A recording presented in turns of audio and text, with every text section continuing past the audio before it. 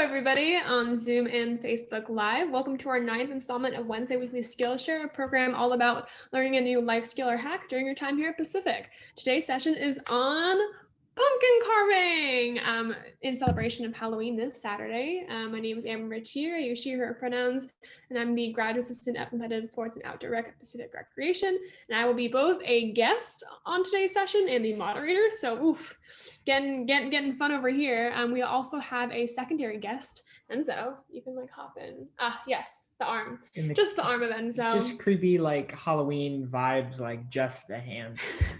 Hello, everybody. My name is Enzo. I am the other graduate assistant of Pacific Recreation, overseeing facility operations and risk management. And I will also be, actually, no, I'm just a guest.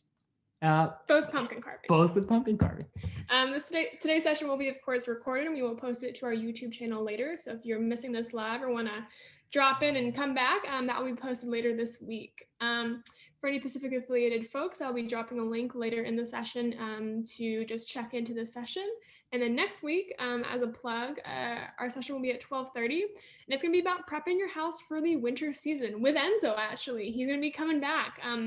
Back-to-back sessions. It's getting colder, or cold for California, so we just got to make sure everybody is prepped for that quote-unquote winter season in California or wherever you are living. Okay, so now I'm going to do a fun thing, and I'm going to stop our background. So much tasking right now. Okay, we're doing it. We're in the kitchen. And now we're in the kitchen.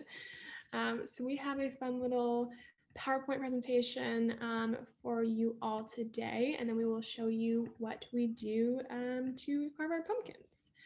So let me just make sure this is all. Okay, wonderful. Pumpkin carving. Woof! I'm excited. All right, so the first thing, of course, to carve your pumpkin is picking a pumpkin. I've named my pumpkin Jessica. And Enzo, what is your pumpkin's name today? Steve. So we have Jessica and Steve that we are carving. So you want to make sure when you're picking a pumpkin that it has a green stem, or at least not a stem that's very, very dry, because you want your pumpkin to be fresh and pretty solid. This is Steve's stem. This is a pretty good stem. White pumpkins or even yellow pumpkins are a great alternative to your typical orange. So if you want to be a little fun and creative, you can always get the colored pumpkins, extra spooky points right there. Another thing you want to look out for is consistent coloring. So there's a lot of spots. It might be a pretty old pumpkin, so you want to make sure that there is a consistent orange hue throughout your pumpkin if you're getting an orange pumpkin. In order to also make sure that it's fresh, you can slap the pumpkin and you're listening for a hollow sound. And it might be a little strange doing this at the grocery store, but that's a great hollow sound that we are hearing from this pumpkin. So Jessica's good and hollow. Jessica's great. You also want to make sure that your pumpkin sits flat. You don't want it to be rolling around, especially if you put all this time into decorating it. You want to make sure that it will stay for your spooky season. And you can always buy your pumpkins early, so you can buy them in a month in advance. They're going to last, but in terms of carving them, you don't want to carve them a month in advance, because they're definitely going to just decompose on your front steps. So you can buy them early, just wait to carve them maybe a couple of days in advance for Halloween. Wonderful. So I didn't know this, but it's also a great idea to wash your pumpkin first to avoid mold, and it'll actually help preserve it longer as well.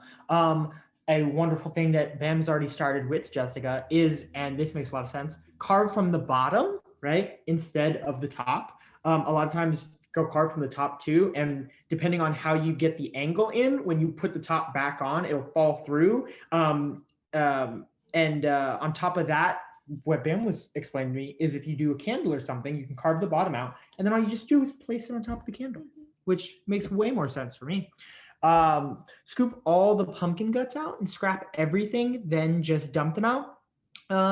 Pretty much if you're pumpkin carving, you got to get the guts out, so that makes sense. Fun anecdote also, my mom always calls them greasy, grimy gopher guts. Oh my God. I don't know why. I think it's a song, but every time we pumpkin carve, that's a special part of my family. It's always calling them that, and it's just a cute little thing. Wow. If you need to parch your carving, spray with water to keep it from oxidizing. You can also store your pumpkin in the fridge to keep it cold. Plan, if you are storing your pumpkin in the fridge, make sure that one of your roommates is terrified of scary things and have the face and everything cut out so that when they open up, they will see this terrifying pumpkin, like we have done with one of our roommates, and these little spiders everywhere. I've already gotten Sam, one of our lovely roommates, multiple times, and it brings me so much joy every time this happens. So, anyways. All right, so there, of course, are alternatives to pumpkin carving. You know, of course, just have to do a good old jack-o'-lantern. You can carve just the outer shell of the pumpkin and not actually go all the way through. You can do this in different layers too. So if you get really into it, you can have like the light showing through at different like transparencies on your shell of your pumpkin. Pretty advanced stuff, but I'm gonna try that today. We will see how that goes. You can also, of course, paint your pumpkin. If you have like an apartment or somewhere small and you don't want to get a big pumpkin, you can do the little tiny sugar pumpkins, and you can just paint with acrylic paint on it. And so you are, still in the spooky spirit, but are a little less, engaged with your pumpkin. So painting is always a great alternative. You can dress up your pumpkin. If you have like, I don't know, like a small animal and there are Halloween costumes, you can dress up your pumpkin. Additionally, because we are quarantining and face masks are necessary, you can put a face mask on your pumpkin. Why not? You sure could. Help. Especially if you're a little bit scared of trick or treaters coming by your house, put a face covering on your pumpkin and be like, whoa, we're social distancing here. You're in the spirit, but you're also in quarantine spirit. And then additionally, you can also use fake pumpkins too. And these are, of course, going to last you for years and years and years. The dollar store or like any of those are great places to get really cheap fake pumpkins. Wonderful. So some tools for pumpkin carving. You can easily go to the store anywhere, probably from August to September, October, and start to find these kits that come from major grocery stores. Then we have a little 3-tool kit. We have a kind of thicker, rigid tool here. This one's a little bit thinner for detailing. And then we have a scraper that you kind of, once you get your hole, you go in and kind of hollow it out and get all the greasy, grimy gopher guts out. Large salad spoons is also another great alternative if you don't want to grab some of these kits. There's definitely a lot of at-home just essentials that people have laying around that would be great for pumpkin carving. Drill bits or hole punchers make for perfect circles. Oh, that's awesome. Yeah. And chisels. Wow. Yes. We also do have some alternative scoopers, scrapers, it looks like, in the form of teaspoon measurements. And this big old fork for scraping and gutting as well.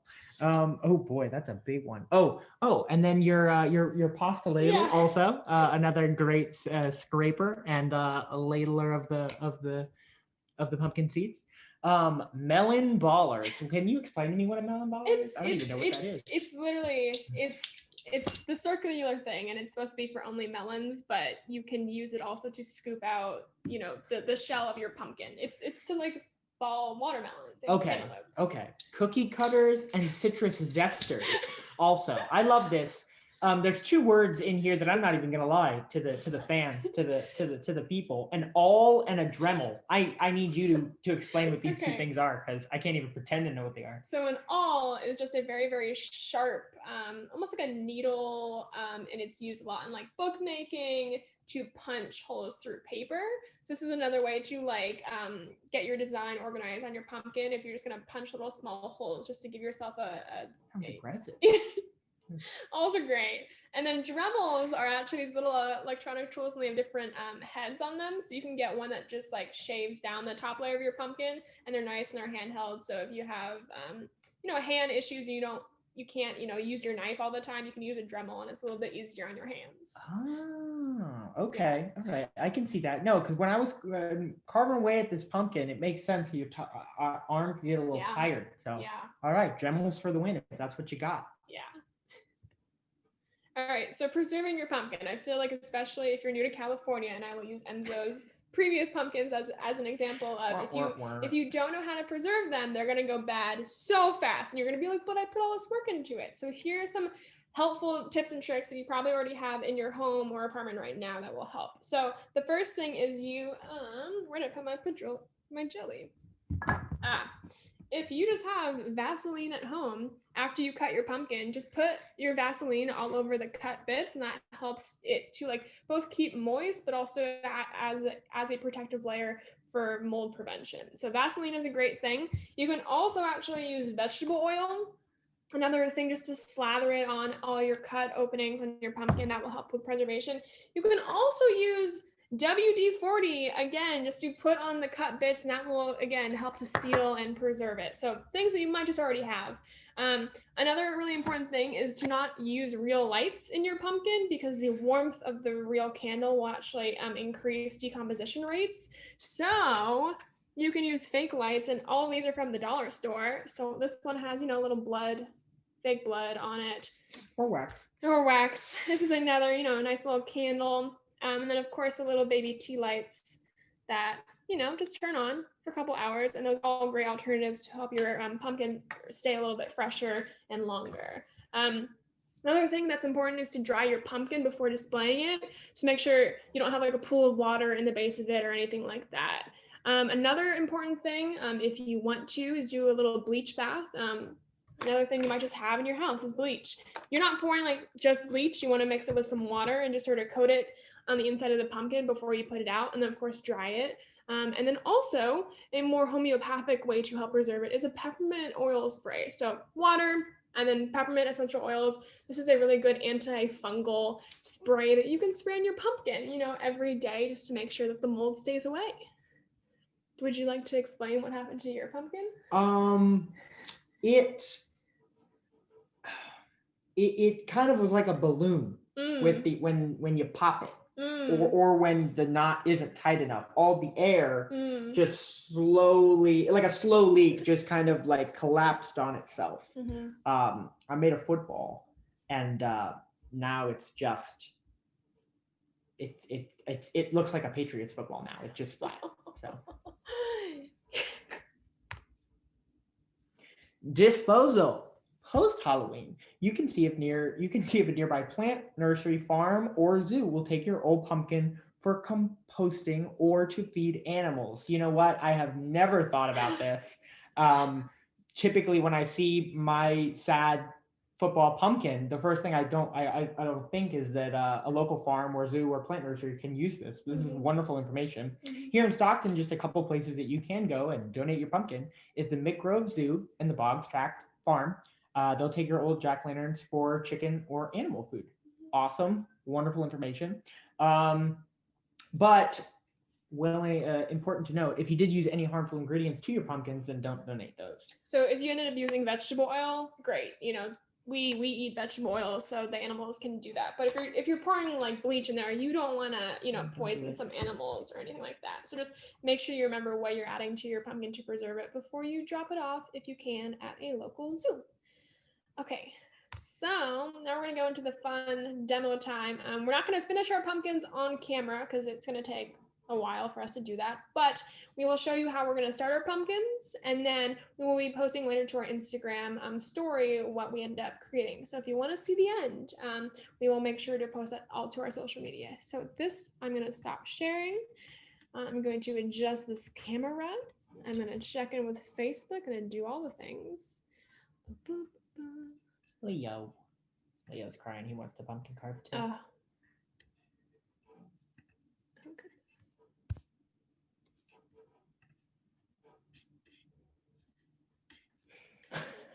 Oh, I am now checking Facebook, and hello, Mary Lou. I love Mary this. Lou. You can also wash the seeds to make a yummy snack later. Absolutely. Which we've done. Our lovely roommate and our friend has done this exact same thing, and they've come out lovely. Put some Parmesan cheese on there. Oh my god. Okay, awesome. So I'm gonna shift our camera a little bit. We have our, of course, spooky themed. Oh my god, what are these called? This is a towel. Kitchen towel. Lovely. Yeah. So Enzo right now is going to cut the bottom of his pumpkin. What knife would you like? I'm gonna use the thick cutter right here. Lovely. Is there? So for the size, yours is pretty big. I know, mine is pretty big. But you know what? The last time I carved pumpkins, mine wasn't big enough. Right. So I think. Yeah. I think yours might be the ticket. It is a large circle. I'm nervous to see what happens with mine. And yeah, basically for the next 14 minutes, you're gonna listen to our pitfalls and victories with starting our pumpkins. Yeah, absolutely. I'm just gonna Paul Bunyan this. I'm just gonna, yeah, this is great. Oh, I think I did it again. I don't know if my, no, I think I can, all right. Is it too small? I don't know. I couldn't really fit my fist in last time, so it was hard to like grab this gut kitchen stuff. knife. That is a spoopy kitchen knife. Spoopy because it's so large. Because it's so large. I know. It's like, I don't need to cut. Oh gosh. Oh yeah. Oh. I even pre-cut this right before so I can easily pop it out. Of course it's not going to pop out. There we go. Okay. It's a little reveal for the camera here. Wow. Oh. Look at that. Oh my goodness. Look at those greasy, grimy gopher guts. The smell of pumpkin guts. It's just so festive. It is. Okay. So on one of the slides earlier, we had mentioned to, of course, get all your pumpkin guts out. And you want to, I mean, yes, you can scoop one at a time, or you can just very viciously grab them all and make sure they're all off the wall. And then you can just tip it over and everything should, in theory, pop out. So that is what I'm going to try to do here. Okay, we'll reveal. Oh, yeah. Ah! So satisfying. Oh man.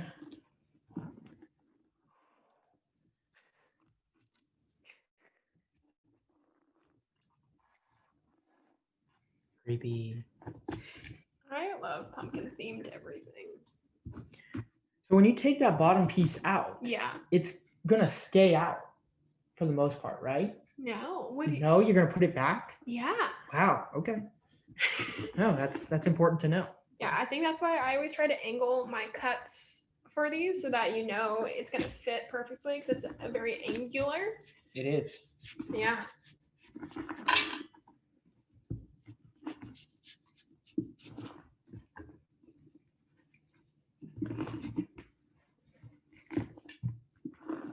Do you know what you're gonna do yours? No. Nope, not a clue. But it's gonna be good. It will be. The last one was a football. Mm-hmm. Didn't have the best luck with it. Okay. The design came out all right though. I might just try and kind of go classic with a good old face. I think you should. I think that's what's best for me and everyone involved. I love it. Okay. But a fun face, like yeah. You know. Okay, so in theory, I have. Oh yeah, look at that. It's How did you do that? You take this With the and you're just like pasta? you're just scraping up and down and loosening all the seeds from your inside. So in theory, if I just flip this over, all right, let's see if I can do this. This is some Master Chef stuff. Okay, ready? Oh yeah. We got some stragglers. Got some stragglers, but that's okay. Oh yeah.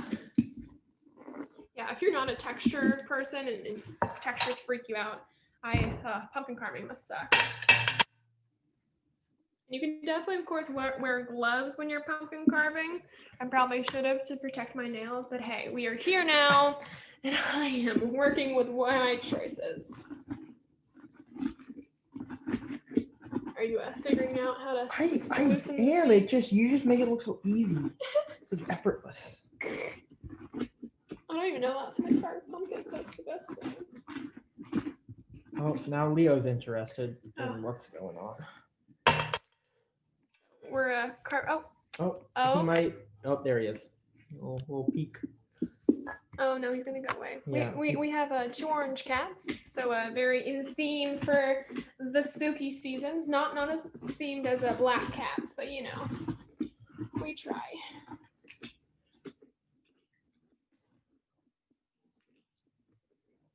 Do you have the other tool? Is that what you're using? Yeah. Is it working well? It's helpful to get all the strings off. Mm. Yeah.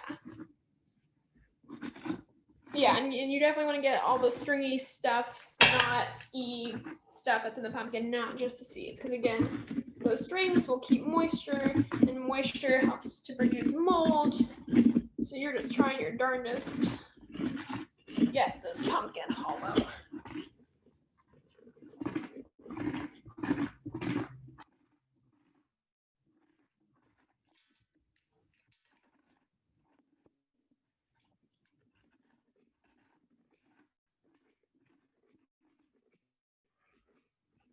I feel like most of the seeds are loose, but I don't know if the strings are. I might. Yeah, I think you might need to use the tool that I'm using. I'm gonna do what you did though and flip it in a second. Yeah. Just to see if I've made any sizable dent. Okay. All right, let's go. And oh yeah, great camera angle. Cool. Yeah, cool. you're doing it. Yeah. Okay. Yes. Now that's a good hollow sound. Yeah.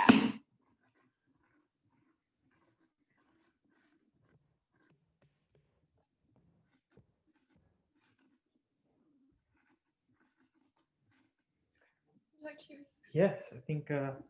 Oh, and I can get my whole. Okay, so this is much better than the first time. Great. This is good. This is a good plan. Oh. Practice makes perfect here. Or definitely still have some string in mind, but for the most part, oh yeah, there's still string there. For the most part, I've gotten pretty good removal of everything. Okay, definitely going to wash my hands.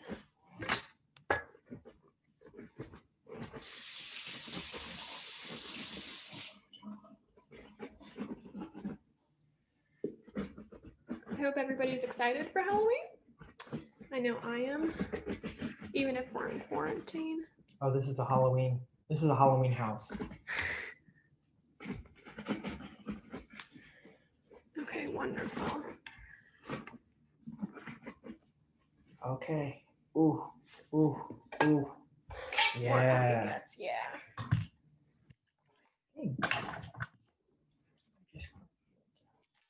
Oh, because you left it outside last night too? They're nice and cold. Yeah. Yeah, and another thing that I definitely was reading about preserving is if you do live in a very hot, humid city, town, whatever have you, maybe don't put your pumpkins outside. Keep them inside with cool air. Of course, you are free to do whatever you please, but as for preservation purposes, it's helpful your pumpkins are always cold.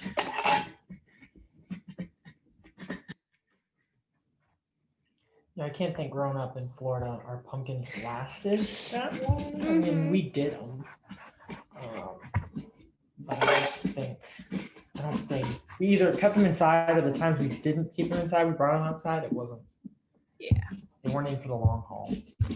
And so since we are using the bottoms of the pumpkins to that we've cut through, it's also really important to make sure that inside there is a level, I don't know, surface. So when you put your tea lights or your other fake lights, and it's gonna stand and it's not gonna wobble around.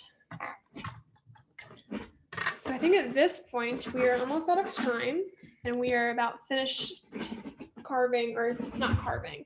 We're about finished hollowing out our pumpkins. So as I said earlier, we will make sure to post all of our finished pumpkins on our Pacific Rec Instagram. And my phone is vibrating. Phone is ringing somewhere. But that's okay. Yeah, so if you go to at Pacific Rec, either on Facebook or Instagram, we will show that later, probably spend the next hour carving these, Jessica and Steve, and we will report back later. Thank you so much for tuning in to our 9th installment of Wednesday Weekly Skillshare. Again, next week we'll be back here 12:30 with Enzo about winter hacks for keeping an electricity bill low and just all the things you might need to know for the upcoming quote-unquote winter month, wherever you may be. So until next time, have a wonderful Wednesday. Stay spooky, my friends.